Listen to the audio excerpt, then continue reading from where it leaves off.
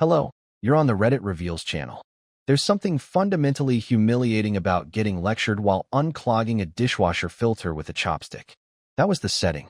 Not some dramatic fight under moonlight. Not an explosive argument in a parking lot. No, I was crouched in my boxers at 7:48 a.m. on a Sunday, pulling slimy food gunk from a Whirlpool drain basket, when my wife, Nadine, leaned on the counter and said, "I think we should try a 90-day performance period. Just to reassess the value of this relationship." I thought she was talking about the dishwasher. I genuinely did. So I looked up, crusty filter in hand, and said, "It's only 3 years old. It's probably just the drain pump." She didn't laugh. Instead, she handed me a manila folder labeled Q2 Trial Metrics, Harold. That's when I realized the only appliance being evaluated was me. Now, you're probably wondering, why didn't you say something?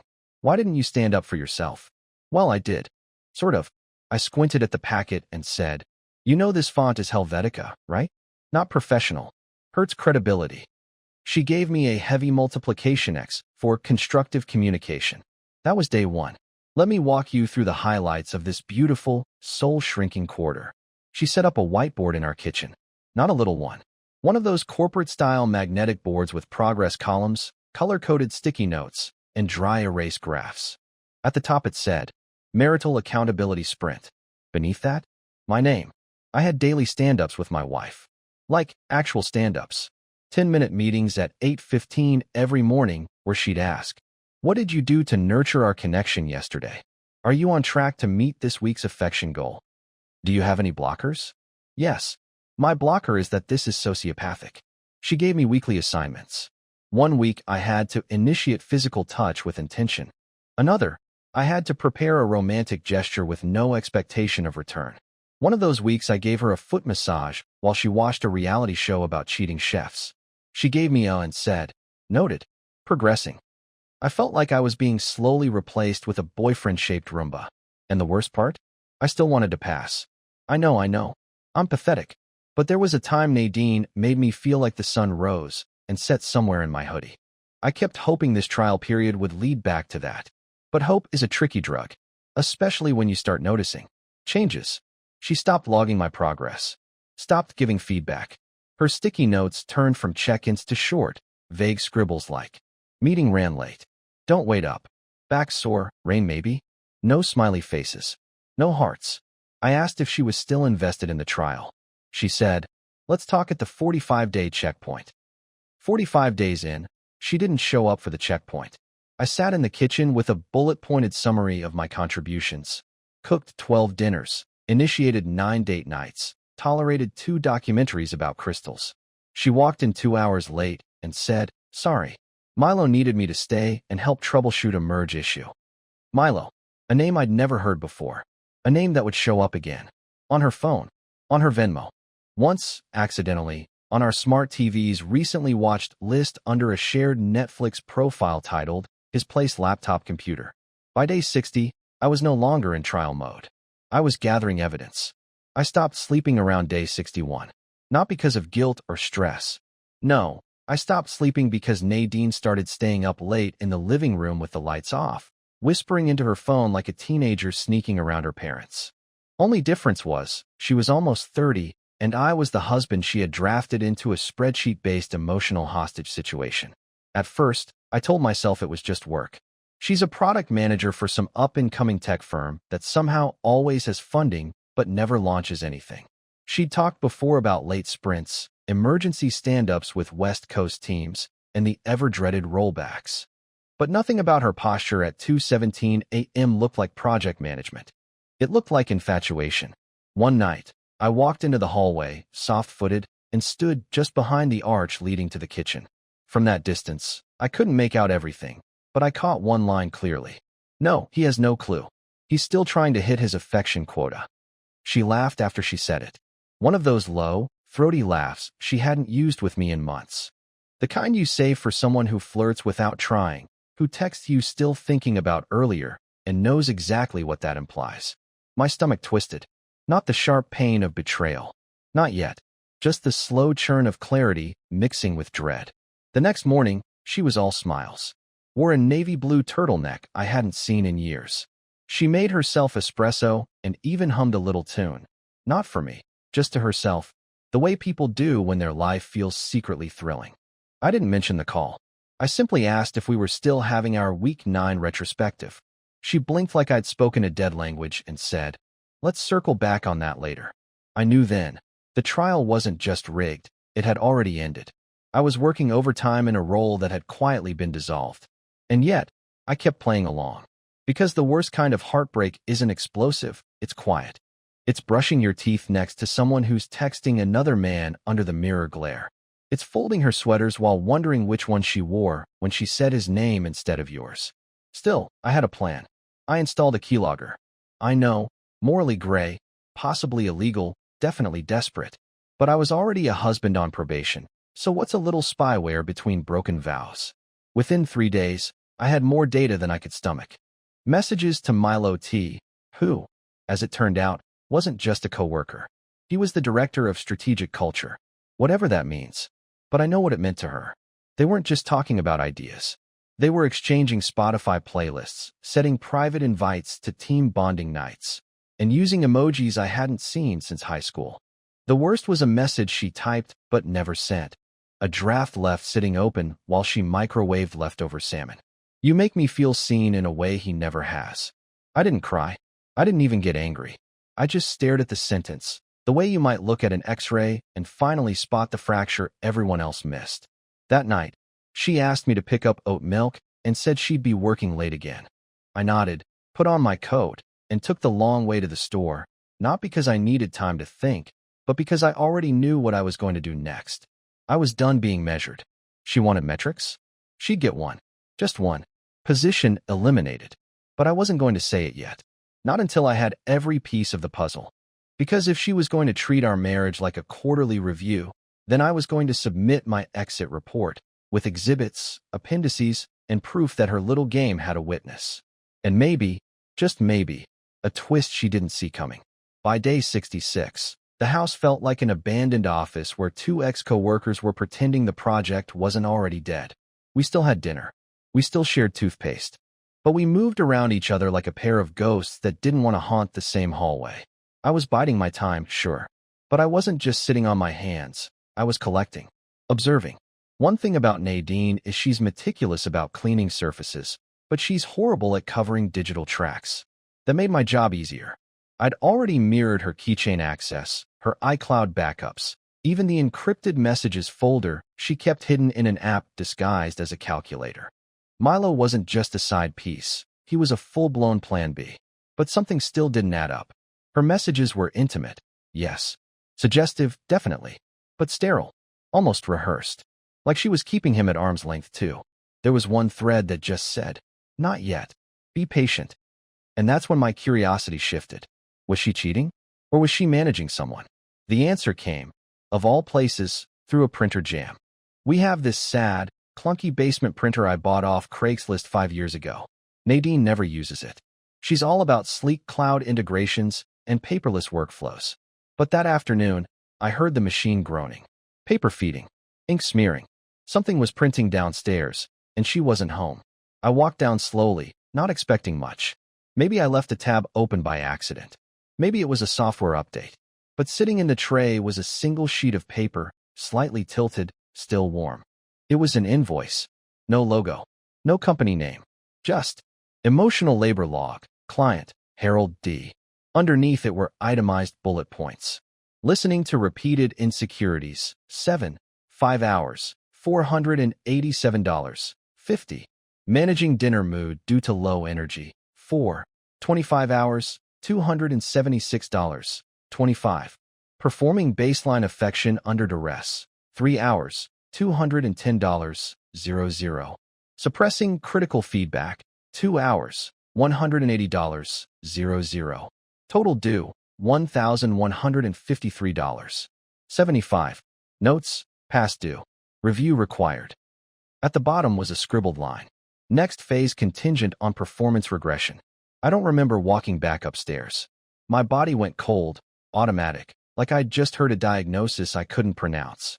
I didn't know what was worse, the fact that she wrote it, the fact that she printed it, or the creeping thought that maybe it wasn't for me at all. I searched every drawer for clues. Nothing.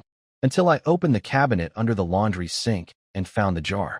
It was a mason jar, wide-mouthed, sealed tight, wrapped in one of her old scarves.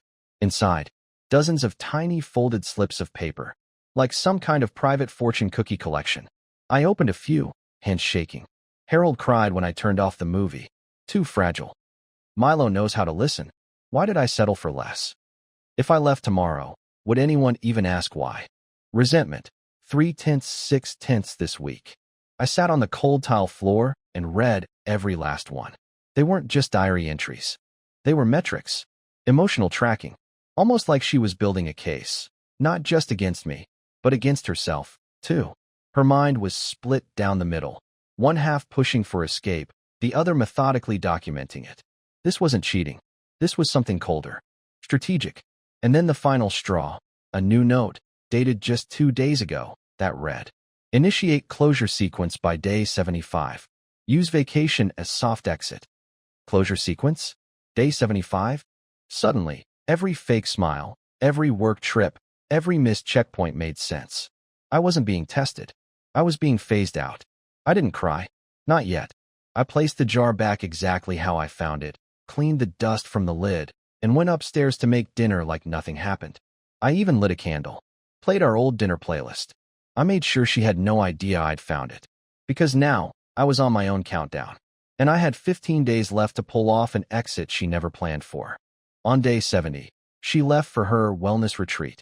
That's what the calendar said. No further explanation, no location, just a vague event in soft green text that spanned 3 days.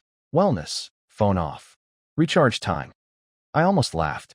The last time Nadine recharged, she drained a full battery pack watching true crime documentaries and snacking on expired seaweed chips. She doesn't do yoga. She doesn't chant. Her idea of inner peace is a spreadsheet that balances without error. Still, I played along. I helped her pack, nodded when she said she'd be offline the whole time. Even handed her the stupid cork diffuser bottle she liked to pretend helped her regulate cortisol. She kissed my cheek out of habit, not affection, and walked out of the door with a bag too light for 3 days and a jacket she hadn't worn since a trip to Montreal, which happened to be the same jacket she once told me she'd never wear again because of bad memories. Apparently, bad memories fade when someone new is watching you wear it. As soon as the car pulled out, I locked the front door, walked straight to her side of the closet, and pulled out the tiny fireproof lockbox she thought I didn't know existed. She'd tucked it behind a stack of ancient scarves and a shoe bag labeled Donate. Amateur move. I had already seen her open it twice and memorized the combination. Her late cat's birthday, 0714. Inside, I expected journals, maybe burner cash, or love letters from Milo. What I found instead was a single flash drive taped to the underside of the lid and a handwritten note folded around it like a shell. For emergency exit only. Do not view unless absolutely necessary. I stared at the warning for a full minute, then walked down to my office and plugged the drive into my old laptop, the one that never syncs to the cloud. Just in case. There were 4 video files, all time-stamped. The first one, dated over a year ago, opened to a recording of Nadine, talking to the camera. Not crying, not confessing, just reporting. Day 1. Emotional suppression index high. Harold responded to conflict with withdrawal again. No recognition of nonverbal cues. Intimacy, 0. Hopefulness, 3 out of 10. The second video was worse. She was sitting outside on our porch, whispering like she was afraid I'd hear. The sun was going down behind her. Day 48. Milo says I should leave. He says I'm analyzing too much, that I've turned my marriage into a case study. Maybe I have, but I need data. I need to know I'm not imagining the disconnection. I need it documented, so when I leave, I don't feel crazy. The third was dated 2 months ago. She looked tired. Her voice was flat. Day 123. I found myself comforting Harold after he forgot our anniversary. I felt nothing. No rage. No sadness. Just the sense that I've already emotionally vacated this space. But I can't justify a clean break without a record. If I walk, I want to know I tried. I need to believe I tried. The final video shook me the most. She was crying. I hadn't seen Nadine cry in 2 years. Day 161. He's trying. I can tell. But I'm gone. I'm already gone. And now I hate myself for making him work this hard when I know it won't matter. I don't know how to leave without destroying him. I don't want him to hate me. But I can't keep pretending. She stared at the screen for a long time, then said softly, I don't even know who the villain is anymore. The screen went black. I sat in the dark for what felt like hours. Every instinct in me screamed in contradiction. Anger, pity, betrayal, guilt.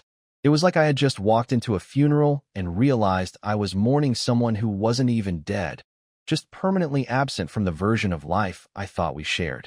That night, I didn't sleep. I didn't eat. I walked the house like it was some crime scene I was trying to reconstruct. And around 3:30 a.m., something made me go into the guest bathroom, the one she always insisted on cleaning herself. I unscrewed the bottom panel of the vanity drawer because I remembered hearing something rattle once when I yanked it too hard. Taped underneath with painter's tape was a second flash drive. No label. This one had a single folder named, If He Ever Finds Out. And inside that folder were 2 documents. A resignation letter, addressed to me, dated in advance. A set of instructions, cold, technical, inhuman, outlining a low-conflict exit plan. Avoid confrontation. Use empathetic language. Frame as a joint decision. Retain neutral tone. Do not cite external relationships. Offer logistical solutions before emotional closure. She had mapped out the breakup like it was a crisis management workshop. That was the exact moment I realized. This wasn't just a marriage in decay. This was a soft-launch divorce. A strategic offboarding. She didn't want drama. She wanted clean detachment. Minimal damage. Maximum narrative control. Too bad she gave me 15 more days. Because I was going to write my own exit plan. And it would only need 1 sentence. She came home early. That was the first sign. Her wellness retreat was supposed to run until Thursday evening. But on Wednesday at 10:42 a.m., I looked up from my desk and saw her through the front window, standing on the porch, expressionless, holding her duffel like it was filled with bricks. No suitcase. Just that same navy blue jacket. The one that was too thin for weather this cold. The one that reeked of nostalgia she pretended to hate. I watched her pause before unlocking the door, just for a second, like she needed to reset her face before stepping back into the home she'd mentally vacated. I didn't say a word when she walked in. I just said, "You're early." She replied that the retreat was poorly managed and that the venue had cell reception issues and emotional groupthink. That last part sounded rehearsed, like she'd practiced it in the rearview mirror. I could almost picture her mouthing it behind the wheel while waiting at a red light.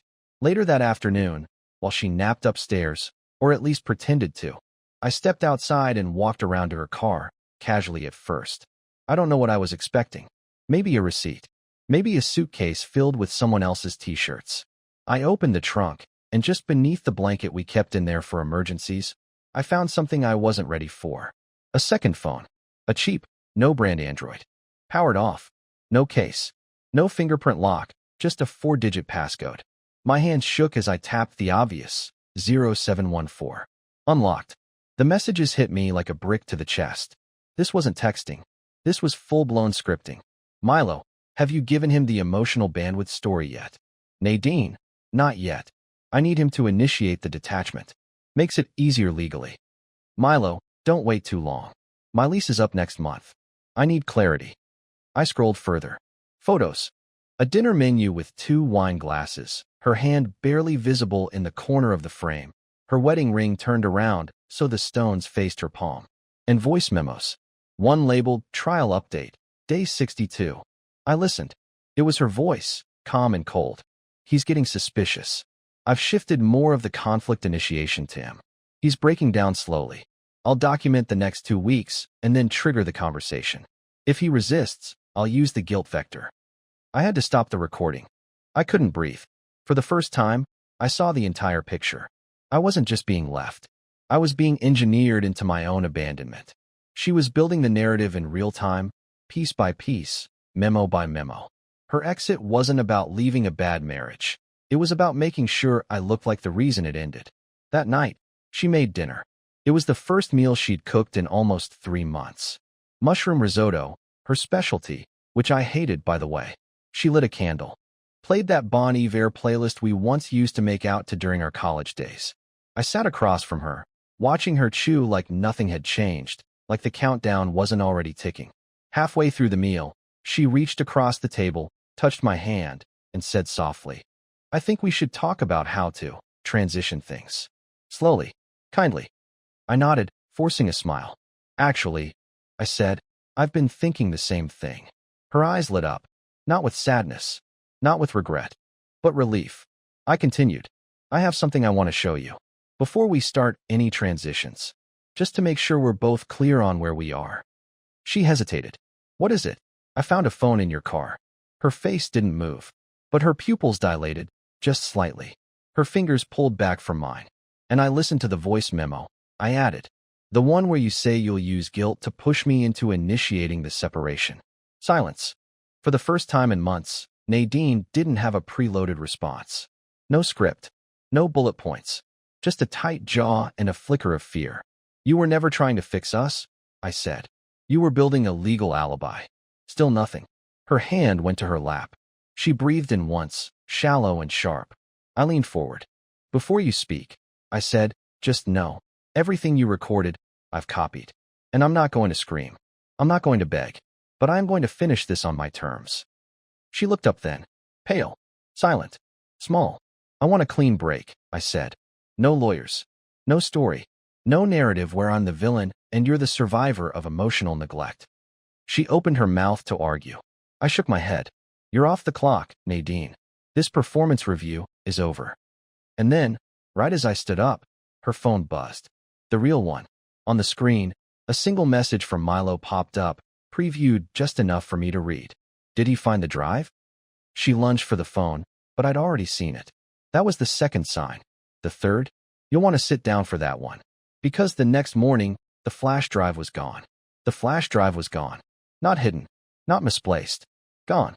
I checked the closet first, thinking maybe she moved it in a panic. But the fireproof box was empty now. Just the shallow impression in the foam lining, where the USB had rested like a loaded weapon waiting for the right moment to fire. No note. No trace. Nothing. My stomach twisted as I tore through the bedroom. Drawer after drawer. Coat pockets. Under the bed. Even the recycling bin. Just in case she'd done something insultingly careless like tossing it in with the old takeout menus. But no luck. And the one in the guest bathroom, the one I found taped under the vanity, also gone.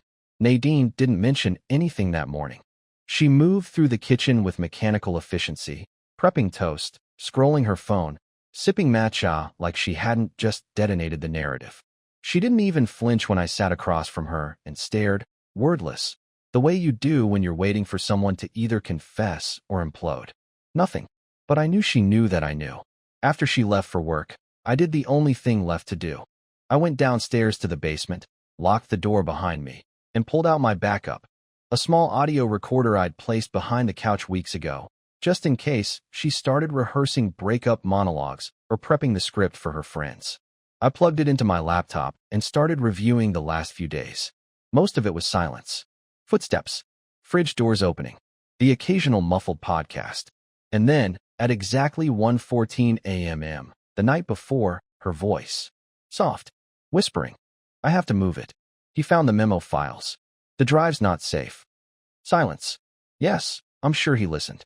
I can tell. He's changed the way he looks at me." Another pause. "No, I'm not backing out. I just need more time. I need to flip the story first." But what chilled me wasn't her voice. It was his. For the first time, I heard Milo's voice through the recording. Faint, but unmistakably smug. Smooth. The kind of voice that makes middle managers feel like they've just heard gospel. "You're overcomplicating it. You always do. Just let it fracture. He'll break on his own." I leaned back, ball rising in my throat. So this wasn't just manipulation. It was entertainment. A social experiment.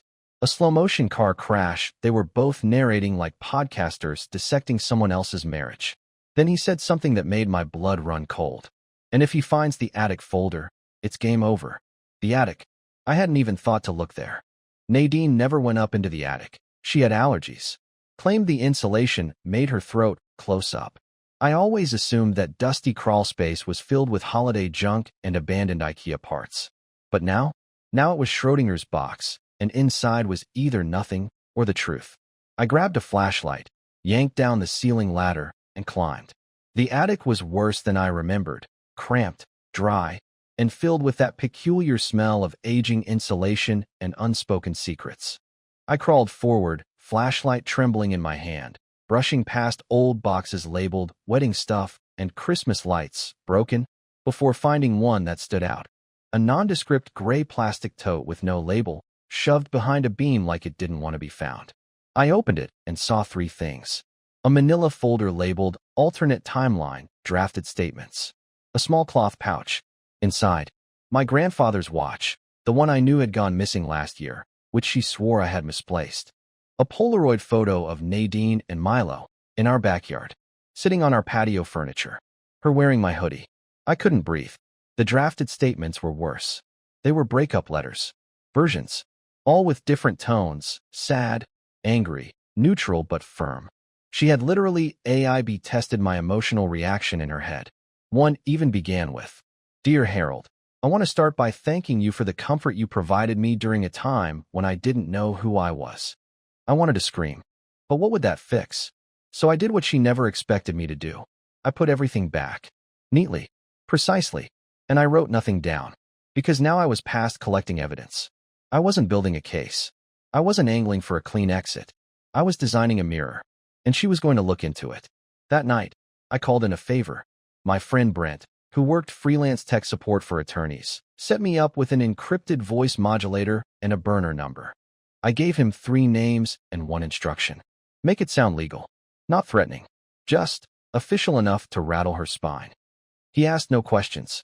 24 hours later, Nadine received a call from Midwestern Mediation Logistics. I sat on the porch as she answered it, watched her shoulders stiffen as a voice on the other end explained that a recent spousal data inquiry had been initiated and unusual behavioral logs had been submitted for evaluation. Nothing specific. Just enough truth wrapped in vagueness to make her panic. She hung up. Then she ran upstairs.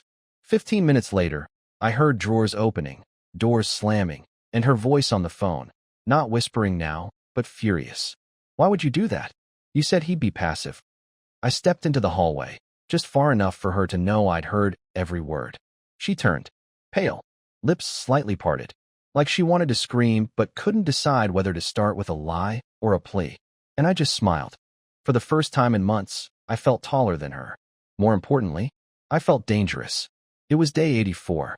I had marked it on the calendar, silently, in my head. 6 days until the trial period's official end, but in reality, the game had already shifted. Nadine wasn't evaluating anymore. She was spiraling.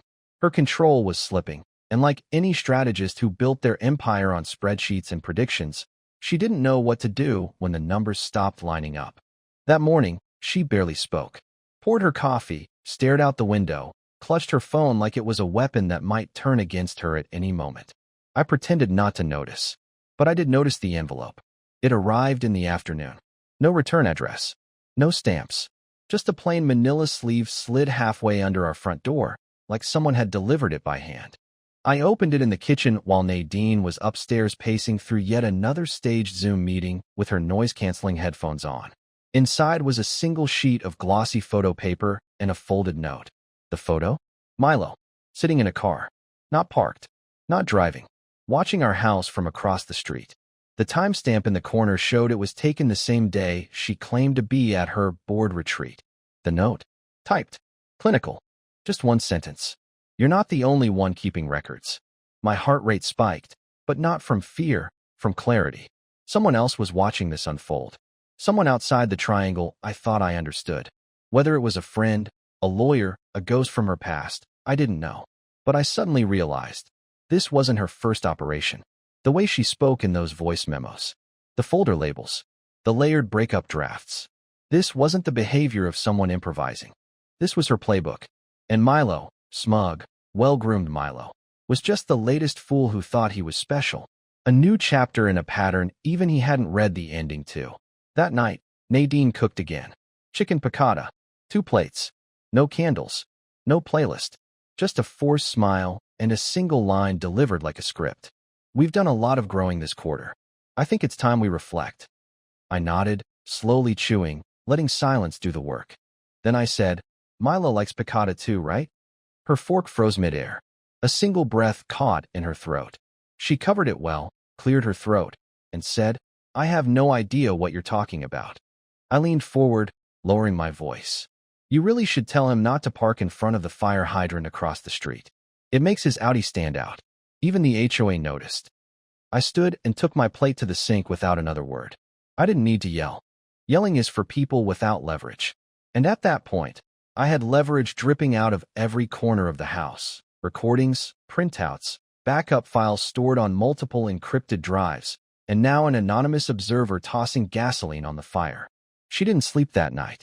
I heard her pacing, packing, unpacking, texting, crying, maybe, or at least trying to fake the kind of regret that might delay the implosion. But the implosion came sooner than she expected. The next morning, I was in the garage reorganizing the shelves when I heard a knock at the front door, sharp, impatient. Not the kind of knock a neighbor gives. I stepped into the hallway just as she opened the door, and there he was, Milo, in person, wearing a pressed blazer and that corporate wash smile, the kind that tries to sell empathy while silently looking down on everything around it. I could smell his cologne from 10 feet away, something expensive and intentionally understated. Like his charm, Nadine looked like she'd seen a ghost. Her voice broke when she said, "You weren't supposed to come here." He stepped inside anyway, casually, like he owned the lease. "I wanted to talk," he said, face to face. "You're not answering anything." His eyes flicked past her, landed on me. I smiled. "Oh," he said, trying to recover, "Harold. You're home." I stepped forward, slowly, and extended my hand. "Nice to finally meet you, Milo. I feel like I already know you." He hesitated, then shook my hand.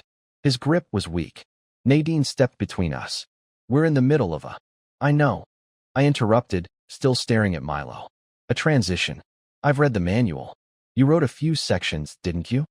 Milo shifted uncomfortably, casting a glance at Nadine, but she was frozen. Then I dropped the real bomb. "Just so you're both aware," I said, "someone's been sending me documentation of your activities. Unrequested. Photos, audio, observations. So if either of you thought you were the only one scripting this, surprise." Milo's smirk faltered. "I don't know what game you think. It's not a game." I cut in sharper now. "But it's definitely over." I turned to Nadine, who had finally found her voice. "What do you want from me?" she asked, her voice hoarse. I looked at her for a long time, and for once, I saw her not as the woman I married, not as the woman I tried to earn back, but as a strategist who had misread her opponent and underestimated the one variable she couldn't track: restraint. "You'll see," I said, "in 6 days." And then I walked past them both, back into the garage, leaving the door open behind me, just enough for them to realize neither one of them was in charge of the ending anymore. Because this wasn't her trial anymore. It was my verdict, and it was almost ready. The morning of day 90 arrived with no fanfare. No trial check-in, no KPIs, no awkward breakfast ceremony. Just birds outside the window and the low hum of a house still pretending it wasn't hollowed out by months of manipulation. Nadine had gone eerily quiet. She stayed out late the past 2 nights, claiming space was necessary for closure, as if she were attending some ceremonial off-boarding retreat for emotionally defective spouses. I didn't ask where she went. I didn't need to. I'd already written the ending. At exactly 7 a.m., I sat down at my computer, opened the folder I had prepared, the one titled Trial_Complete, zip, and uploaded it to a private but shareable cloud directory. Inside were 6 neatly organized subfolders. Performance reviews, her recordings. Ghost protocols, the exit plan. Milo communications, screenshots and transcripts. Photographic timeline, the pictures I took. Legal drafts, my resignation letter and property separation proposal. Final statement, a personal video message from me. But I didn't blast it on social media. I didn't drag her name through Reddit or try to weaponize sympathy. Instead, I did something far more painful for someone like Nadine. I sent her the link, privately, and said nothing else. No drama, no accusations. Just a simple email with the subject line: position eliminated. 2 hours later, she came home. She looked like she hadn't slept, or maybe she had, just not in her bed. She opened the front door like she expected an ambush. I was already sitting at the kitchen table, sipping coffee, dressed like I was going to work, which I was, actually. I had taken a job offer 2 days earlier, across the state. It wasn't glamorous, but it was mine. Clean slate, new city, no attached strings. Harold, she started. I raised my hand gently. No speeches. You've already rehearsed enough of those. She sat down anyway, but didn't speak. She just looked at me like she was trying to figure out which version of me this was. The compliant Harold, the observant Harold, the vengeful Harold. But I wasn't any of them anymore. I was just done. I won't ruin your career, I said. I'm not releasing anything publicly, but I will be submitting it privately to a mediator to protect myself, just in case. Her eyes welled slightly. Maybe guilt, maybe self-pity, maybe the horrifying realization that she had finally run into a mirror she couldn't manipulate. You don't deserve this version of me, she whispered. I almost smiled. You're right. I deserve better.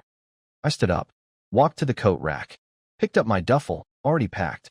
The lease was in her name, and honestly, I didn't want a single thing from that house except what I could carry. Sometimes the best power move isn't taking everything. It's taking yourself, completely, and leaving behind the chaos without ever looking back. She followed me to the door, but didn't beg, didn't scream, just watched, speechless, as I stepped outside, paused, and said my final words. You can keep the checklist, Nadine. I'm done performing. Then I left. 3 weeks later, I was living in a small town where no one knew my name, teaching biology again, walking to work every day, and sleeping for the first time in years without flinching at the sound of a text notification. I joined a weekend trivia group, adopted a stray cat, started cooking again, real food, not apology meals disguised as emotional labor tokens. And one Sunday morning, while hiking along a wooded trail, my phone buzzed.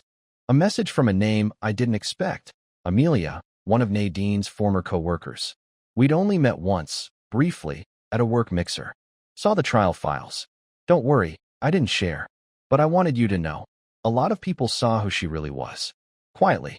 From the sidelines. What you did. That was art. You're going to be okay. And I was. Not because I won. Not because she lost.